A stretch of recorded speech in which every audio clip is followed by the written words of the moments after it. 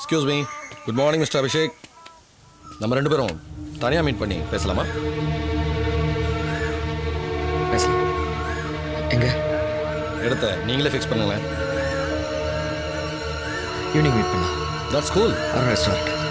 பாய்.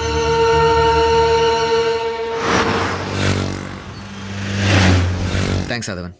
உங்கள் பிஸி ஸ்கெட்யூலையும் நான் சொன்ன இடத்துக்கு நீங்கள் வந்ததுக்கு ரொம்ப தேங்க்ஸ். இப்போ நான் போலீஸாக வரல, அதனால தான் நோ ஜீப் நோ யூனிஃபார்ம், உங்கள் ஃப்ரெண்டாக தான் வந்திருக்கேன். சர்வர் வேஷம் பக்காவாக பொருந்தி போச்சு. இனிமே அபிஷேக் சாரை காக்கா பிடிச்சி எப்படியாவது நம்ம வாழ்க்கையில செட்டில் ஆக வேண்டியதான். நம்ம லட்சியத்தை அடைகிற காலம் கொஞ்சம் நேரத்தில் இல்லடா.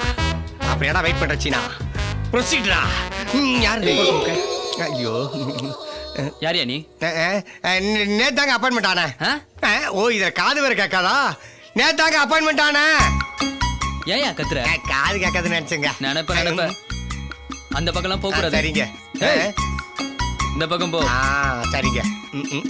நான் கோயில் மாதிரி சுத்தி இல்ல, போறேன். பார்க்க ஆஞ்சநேயர் மாதிரி நீங்க அதாங்க. ரியாக்ஷன் இல்லாம இருக்கிறான், பெரிய ஆக்டர் வருவான் போல இருக்குது. நல்லா பேசுகிறீங்க. எங்கிட்ட இருந்து என்ன எதிர்பார்க்குறீங்க? எது கேட்டாலும் தருவீங்களா? நான் என்ன கர்ணனா இல்லை நீங்கள் கிருஷ்ணனா? நான் அவ்வளோ திறமையில செஞ்சதில்லை சார். அப்போ நான் நேராகவே விஷயத்துக்கு வரேன். Excuse me sir. என்ன சாப்பிட்றீங்க ஆதவன்? நோ, எனக்கு ஒன்றும் வேணாம். எப்படி ஏதாவது பேசி எங்கிட்ட வாங்கிட்டு போகலான்னு வந்திருப்பீங்க. பேசுகிற நிறைய எனர்ஜி வேணும்ல. Order something.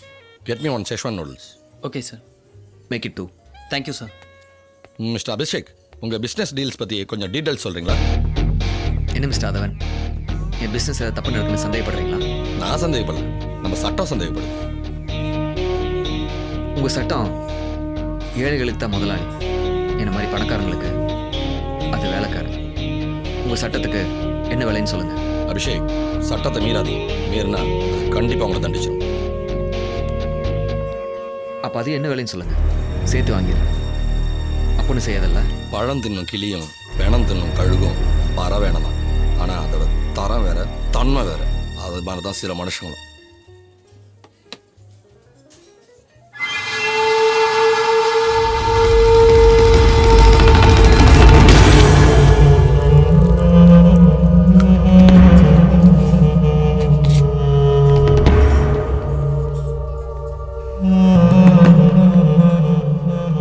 ஓஹோ, அப்படிங்க கிளியா கழுகு? நான் சொல்கிற மாதிரி கேட்டிங்கன்னா நான் கிளி, இல்லைனா எப்பவுமே பயத்தில் இருக்கிறத விட ஆபத்து வரும்போது சந்திக்கிறது நல்லதானே ஆதவன்? நான் உங்கள் மேலே எடுத்த முடிவு சரியான்னு எனக்கு தெரியாது, ஆனால் எடுத்த முடிவை சரியாக்குவேன். நம்மளோட அடுத்த மீட்டிங் என்னோட இடத்துல தான். எப்படின்னு சொல்லுங்கள், நான் உங்களை வந்து சந்திக்கிறேன். அதுக்கு அவசியமே ஏற்படாது, நானே வந்து உங்களை கூப்பிடுவேன்.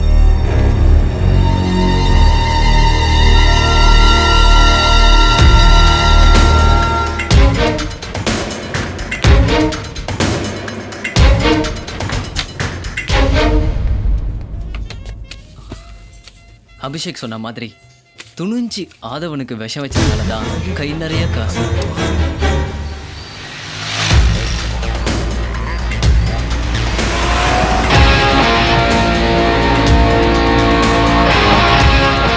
கண்டிப்பாக நாளைய ரூமில் நான் நாளைக்கு பார்க்குறேன்.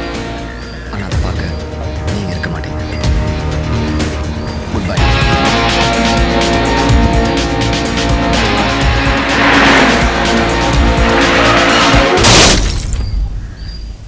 சென்னை சைதாப்பேட்டையில் காவல்துறை உதவி ஆணையர் திரு ஆதவன் இன்று மாலை மாரடைப்பால் மரணமடைந்தார்.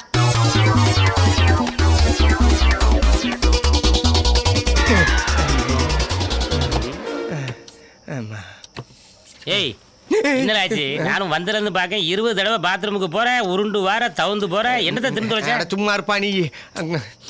டேய், ஏதாவது பிரச்சனையா? ஏன் ஒரு மாதிரியா இருக்க? ஆதவன் மாரடைப்புல சாகலடா. அந்த அபிஷேகை தான் விஷம் வச்சு அவர் கொண்டுட்டான். ஆமாடா மச்சான். டேய், இந்த அபிஷேக் கிட்ட ஸ்பான்சர் வாங்கலாம் சொல்லி அவரை ஃபாலோ பண்ணி போனேன்.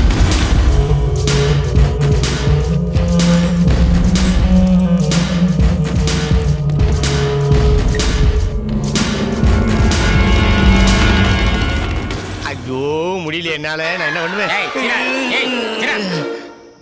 பாத்ரூம்ல இருந்து அப்படியே சீராவுக்கு போயிரு, இங்க வராத.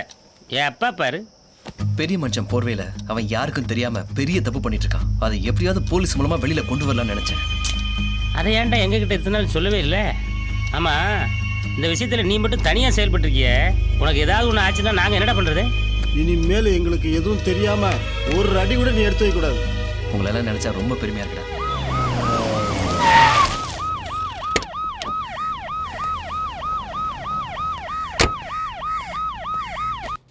Excuse me sir, assistant commissioner Eswaran sir உங்களை பார்க்க வந்திருக்காங்க. ஓகே, வர சொல்லுங்க. Okay sir.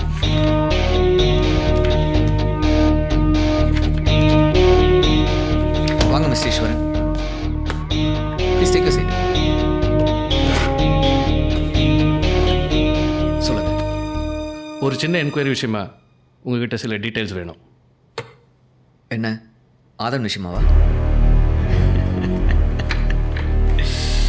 நான் அதுக்கு தான் வந்திருக்கேன்னு உங்களுக்கு எப்படி தெரியும்? தட்ஸ் அபிஷேக். ஆமாம், என்னாச்சு அவருக்கு திடீர்னு ஹார்ட் அட்டாக்? ஏதாவது உடம்பு சரியில்லாமல் இருந்தாரா? அது ஹார்ட் அட்டாக்காக இருக்காதுன்னு எங்கள் டிபார்ட்மெண்ட்டில் ஒரு சின்ன டவுட். அதுவும் இல்லாமல் அன்னைக்கு அவர் உங்களை கடைசியாக பார்த்துருக்காரு. அதுக்கப்புறம் தான் அவர் இறந்துருக்காரு. Oh my God. என்ன பார்த்துட்டு போனதுக்கப்புறமா? என் செல்லுக்கு உங்களை பற்றி தப்பாக மெசேஜ் வந்திருக்கு. அதனால தான் உங்களை விசாரிச்சுட்டு போகலான்னு வந்திருக்கு.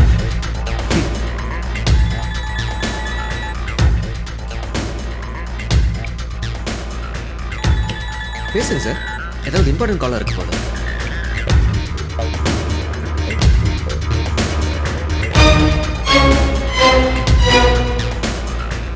சரி. என்ன சார், anything important? No no, nothing. வீட்டிலேருந்து கால் வந்திருக்குமே. ரொம்ப நாள் உங்கள் பையன் பென்ஸ் கார் கேட்டுருந்தான் போல. அந்த கார் இன்னைக்கு வீட்டுக்கு வந்திருக்குமே. என்ன சிரிக்கிறீங்க ஈஸ்வரன்? எனக்கு இன்னைக்கு பேட் லக். அன்னைக்கே நான் ஆதனோட பாடியை போஸ்ட்மார்ட்டம் பண்ணி ரிப்போர்ட் வாங்கியிருந்தேன்னா இன்னைக்கு என் மூத்த பொண்ணோட கல்யாணத்தை ஜாம் ஜாம்னு பண்ணியிருப்பேன். கல்யாணத்தோட சேர்ந்து உங்கள் கருமாதியும் நடந்திருக்கும். Leave it. கட்பூர்பதி ஈஸ்வரன், உங்களால் ஒருத்தனை ஆக்கவும் முடியும், அழிக்கவும் முடியும். அதான் பேர்லேயே வச்சுருக்கீங்களே ஈஸ்வரன். ஃபைலை நல்லபடியாக க்ளோஸ் பண்ணுங்க. போலாமா? ஓகே. உங்களுக்கு நான் செய்ய வேண்டியதை கரெக்டாக செஞ்சிடறேன். ஓகே அபி, ஆதவன் கேஸை நான் பார்த்துக்கிறேன். Why not we take a selfie? Ya sure. Eswaran அபிஷேக்கோட சேர்ந்துட்டா.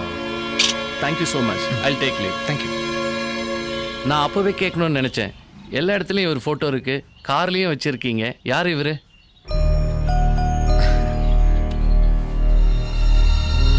எனக்கு குரு மாதிரி.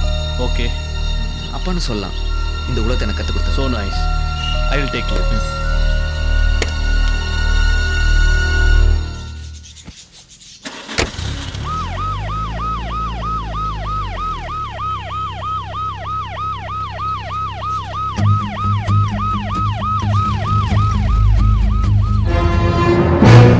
வயசில் அனாதையா பசியில் ரோட்டில் நின்றுட்டு இருந்தேன்னு உங்கள் புத்தக கடையில் வேலைக்கு சேர்த்திட்டீங்க. ஒரு நாள் கந்து வட்டிக்காரன் கடைக்கு வந்து, பணம் கட்டி ஒரு வாரம் ஆச்சு, நாளைக்கு வரேன், ஒன்று பணத்தை கட்டு, இல்லை கடையை விட்டுட்டு நடைய கட்டு. அந்த நேரம் பார்த்து ஒருத்தன் போதையில் தள்ளாடிட்டு வந்து நம்ம கடை முன்னாடி அவனோட பர்ஸை தவற விட்டுட்டு போயிட்டான். நான் அதை எடுத்துகிட்டு வந்து உங்ககிட்ட கொடுத்தேன். அடுத்த நாள் அந்த பணம் ஒருத்தனை எப்படியெல்லாம் மாற்றும்னு நான் கண்கூடா பார்த்தேன். உங்களை பற்றி எனக்கு நல்லா தெரியுனே, நீங்கள் ரொம்ப நாணயமானவர். அடுத்த தடவை பணம் தேவைப்பட்டா கேளுங்க, நான் தரேன். அண்ணே வரட்டானே. நான் கொடுத்த இந்த பணத்தினால இன்னைக்கு இந்த கடை தப்பிச்சதுன்னு நினச்சி என்னை கல்லாவில் உட்கார வச்சு அழகு பார்த்தீங்க.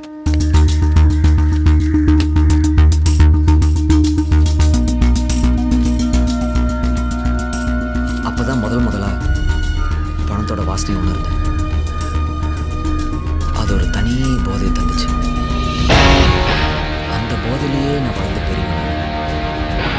நான் கல்லாவில் உட்கார்ந்த நேரம் தான் இந்த கடையோட வளர்ச்சிக்கு காரணம்னு நினச்சிங்க.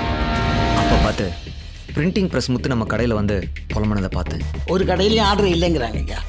இப்படியே போச்சுன்னாக்கா பிரிண்டிங் மிஷின்லாம் துருப்பிடிச்சி வீணாக போயிடுமோன்னு பயமாக இருக்குய்யா. வேற யாருக்காவது விற்றுட்டு வேற தொழில் பார்க்கலான்னா ஒரு பயலும் வாங்க மாட்டேங்கிறான். என்ன செய்யறது? எல்லாம் என் தலையெடுத்துயா. இது நாள் வரைக்கும் நாம பணத்துக்கு அடிமையாக இருந்தோம். இனிமேல் அந்த பணத்தை நமக்கே அடிமையாகக்கூடாதுன்னு எனக்கு ஒரு யோசனை தோணுச்சு. அன்றைக்கே ப்ரெஸ்ஸில் போய் முத்தண்ணனை பார்த்தேன். முத்தண்ணே, வாங்க தம்பி. ஐயா ஏதாவது ஆர்டர் கொடுத்துட்டு வர சொன்னாரா? இல்லைண்ணே, நானே தான் வந்தேன். காலையில் நீங்கள் கடைக்கு வந்து ஃபீல் பண்ணது நினச்சி ரொம்ப கஷ்டமாக இருந்தது. என் நிலைமையே தானே நான் சொன்னேன். நீங்கள் தப்பாக நினைக்கலனா உன்னை கேட்குறேன், இந்த ப்ரெஸ்ஸை எனக்கு விலைக்கு கொடுக்க முடியுமாண்ணே? 30 வருஷமா இந்த ப்ரெஸ்ஸை வச்சுக்கிட்டு என்னாலே ஒன்றும் செய்ய முடியல. இதை வாங்கி நீ என்னப்பா செய்ய போற? என்னப்பா சிரிக்கிற? அண்ணே, உங்களை மாதிரி கஷ்டப்படுறவங்ககிட்ட எப்போவுமே சிரிப்பு இருக்காது, எப்போவுமே சிரிக்கிறவங்ககிட்ட கஷ்டம் இருக்காது. ஆனால் என்ன மாதிரி கஷ்டப்படும் போது சிரிக்கிறவங்ககிட்ட தோல்வி இருக்காதுண்ணே. சூப்பராக பேசுகிறப்பா. சரி, எனக்கு ஒரு 50,000 ரூபா தேவைப்படுது. உன்னால் கொடுக்க முடியுமா? விலகினா ஜெயிக்க முடியாதுண்ணே. ஜெயிக்கணும்னு நினச்சா விலக கூட நினைக்கிறேன்னா நம்பிக்கை இருந்தால் என்கிட்ட கொடுங்க. நாளைக்கு காலைல பணம் உங்களை தேடி வரும். 10 வயசுலேருந்து புத்தக கடையில் வேலை பார்த்ததுக்கு நீ நல்லா பேச கற்றுக்க. இனிமே இந்த ப்ரெஸ்ஸு ஒன்றுது தான். நீயாவது நல்லா வாப்பா.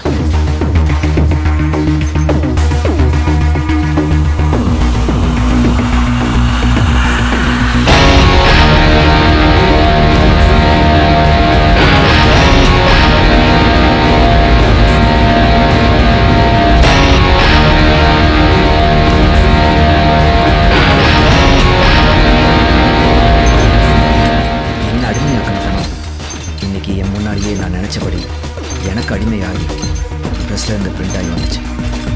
என் வளர்ச்சிக்கான எண்ணிப்படியை நான் அன்னைக்கு ஏற ஆரம்பித்தேன். இந்த உலகமே என்னை மரியாதையோடு பார்த்துச்சு. இது எனக்கு ஒரு புது விதமான ஒரு போதையை கொடுத்துச்சு. இந்த சமயத்தில் தான் எனக்கு 2 பேர் அறிமுகமானாங்க. 2 பேருமே பணத்துக்கு அடிமையானவங்க. அதில் ஒருத்தர் பார்த்தசாரதி. இவர் பேங்க்கில் சீஃப் ஆஃபீஸர். இவர் மூலமாக சிட்டியில் உள்ள எல்லா ஏடிஎம்லேயும் பணம் நிரப்புற சர்வீஸ் எனக்கு கிடச்சிச்சு. பார்த்தசாரதி நான் அடித்த பணத்தை வெளியே கொண்டு வர உதவி பண்ணார். இன்னொருத்தன் தோற எம்எஸ்சி கெமிஸ்ட்ரி கோல்டு மெடலிஸ்ட். தோற எனக்கு வேண்டாதவங்கள மேலே எனக்கு உதவி பண்ணான். ஒரு தடவை நான் என்னை வளர்த்த அப்பாவை பார்க்க போனேன். ஆனால் அவர் என் வளர்ச்சி மேலே சந்தேகப்பட ஆரம்பித்தார். ஒன்றும் இல்லைப்பா, அது பிரசவங்கள் இல்லை, அதில் இப்படி ஏதாவது அடிக்கிறதா பல பேர் பல விதமாக பேசிகிட்டு இருக்காங்க. அப்படி இருந்த வாழ்க்கையை பார்க்கும்போது எனக்கு கொஞ்சம் சந்தேகமாக தான் இருக்குது. அப்போ யோசிச்சு பார்த்தேன், பணமா பாசமான? பணம் தான் முக்கியம்னு முடிவு பண்ணி அவர் என் கூட ஹோட்டலுக்கு சாப்பாடு அழைச்சிட்டு போனேன். அங்கே துரையோட உதவியால் சாப்பாட்டில் விஷத்தை கலந்து அவர் குடும்பத்தோட நல்லபடியாக மேலே அனுப்பிச்சி வச்சேன். அதுக்கப்புறம் நானும் மேலே மேலே பெரிய ஆளாகி இன்னைக்கு இந்த சொசைட்டியே என் கண்ட்ரோலில் வச்சுருக்கேன். இந்த திரைப்படத்தை முழுமையாக கண்டு மகிழ உடனே டவுன்லோட் செய்யுங்கள் Raj digital TV OTT app. வருடத்திற்கு வெறும் 299 ரூபாய் மட்டும்.